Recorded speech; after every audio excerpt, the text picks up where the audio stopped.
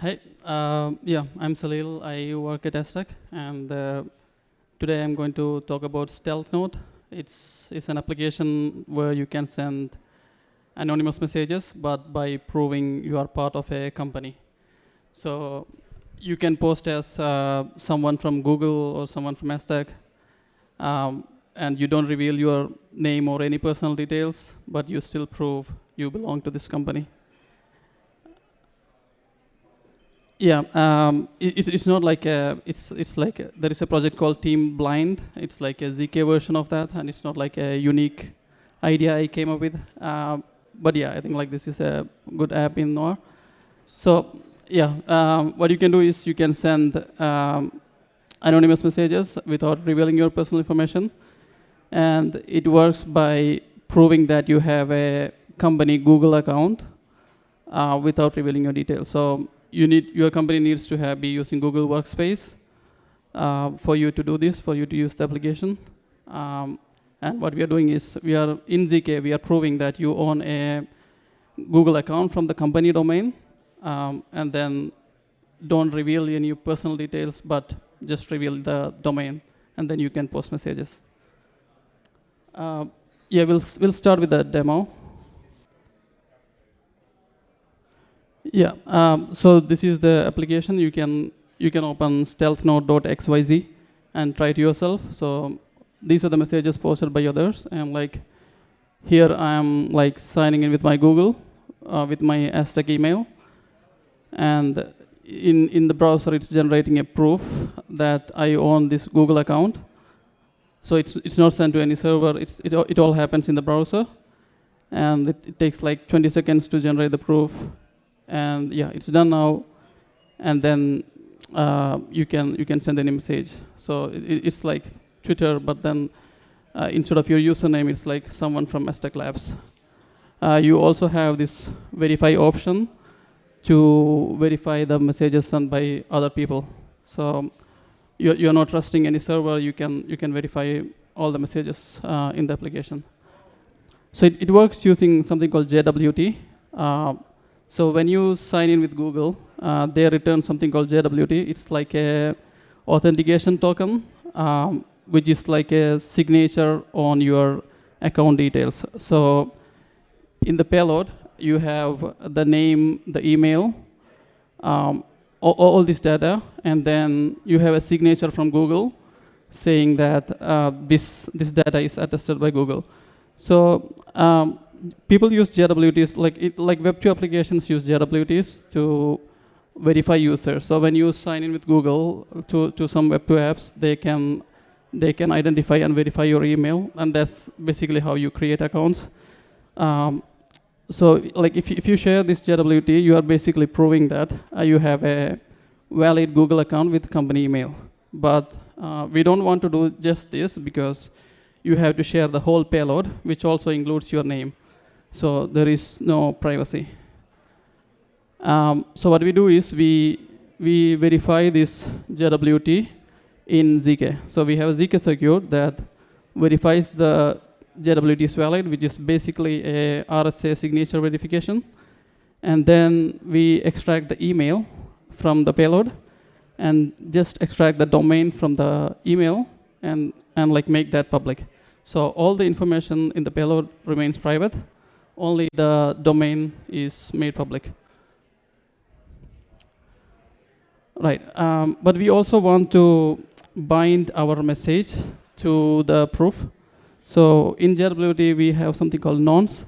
So when you send people to the sign in with Google flow, you can set some random value as nonce, and in the JWT payload, they include that. So if you set hash of the message as a nonce, then you can basically prove that this message was also sent by the same account who has this who owns this JWT. Like you're proving that you send the message. Yeah. So if you do that, then like we have to generate a new proof for every message. So like for each message, you'll have to sign in with Google and then wait 20 seconds to generate the proof.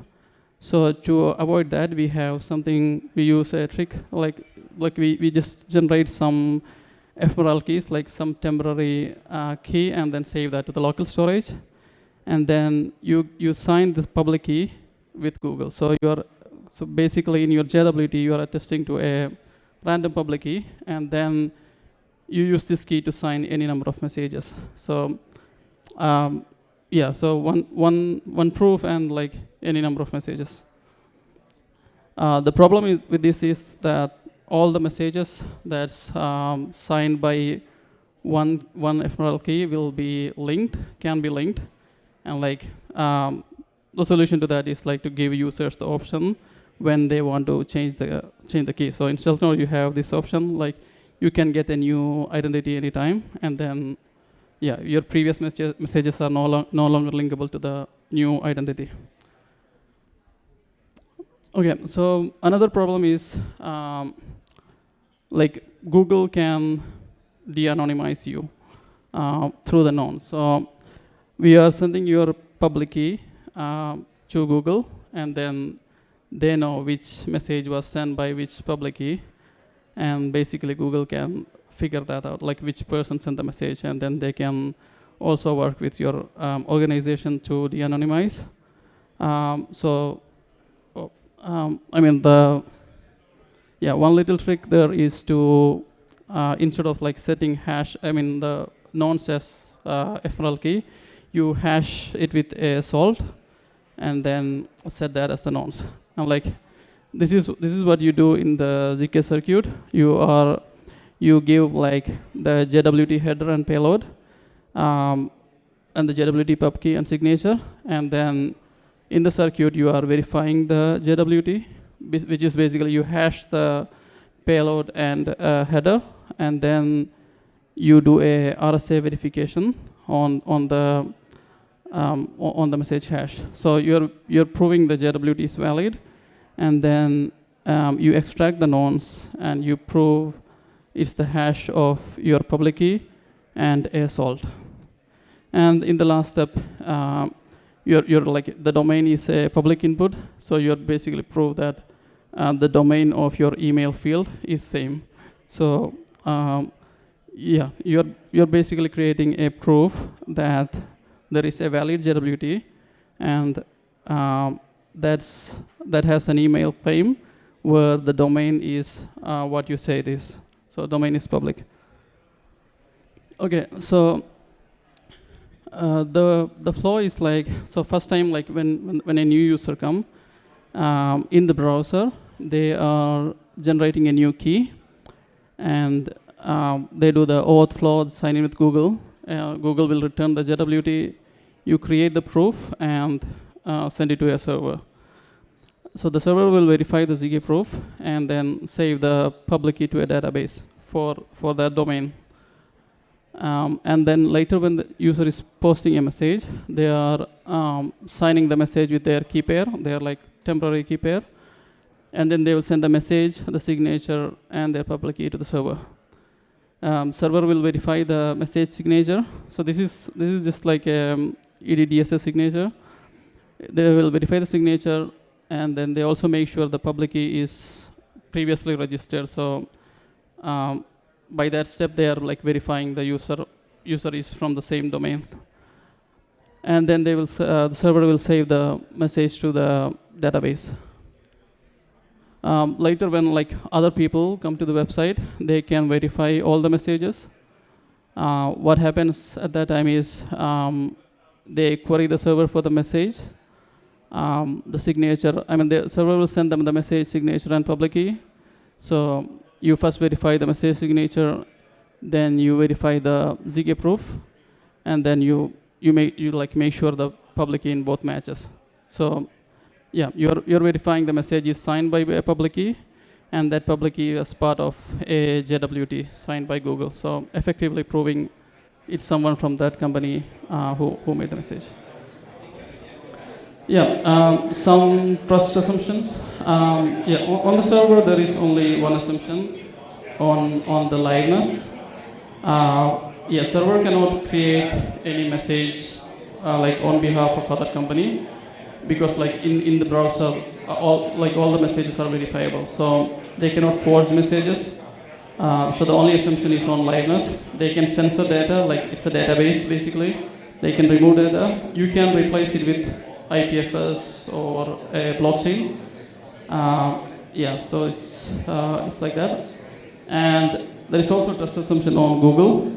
Basically, Google is issuing the JWT, so we are trusting them. They are issuing it correctly. They can issue any JWT pretending to for any domain they want. We have some trust element on Google here. And some problems. There are some edge cases when your anonymity can be broken. So one is if you are the only person from the company who use the app and send a message, then Google and your organization can work together maybe to find who that person is, if it's only one person. There is a solution to it. It's you don't use sign in with Google, you use some other techniques like ZK email to prove you are part of the company. I'll talk more on that. One other issue is JWT key rotation. So the key that Google used to sign JWT, they get changed every 3 or 4 weeks. So messages before 1 month ago, before 1 month, you cannot verify them because you no longer have the public key for these JWTs.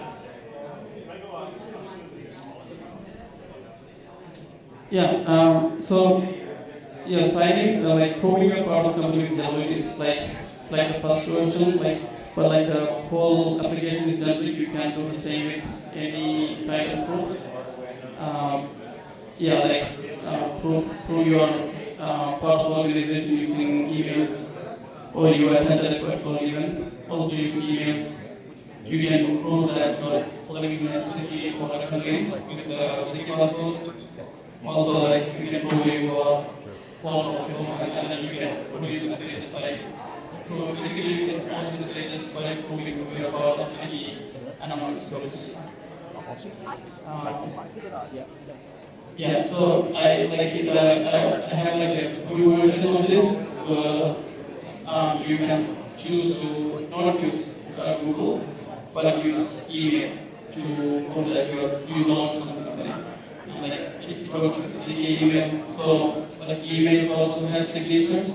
All the emails are signed by a protocol called ZK, and that's how ZK email process works. So it's verifying you have an email and you extract the domain just like JWT, and you are proving your front domain. So you're basically proving you are in possession of an internal company email. I have removed that. So in US, maybe comes in the next 2 weeks.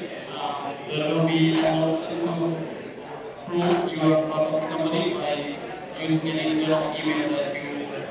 So let's say you got an email from your friend, you can just download that, drag and drop, and then you prove you're part of the company.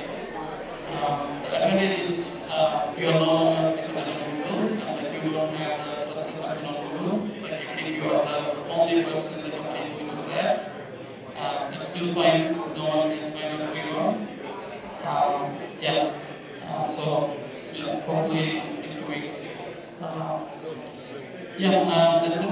If you have any questions.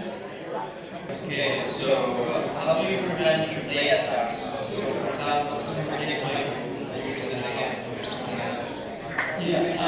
That's why we use this probability norms. So every time you generate the proof, when you send someone to Google, we are setting norms. It is a hash of your public key. So in the circuit you are verifying that. So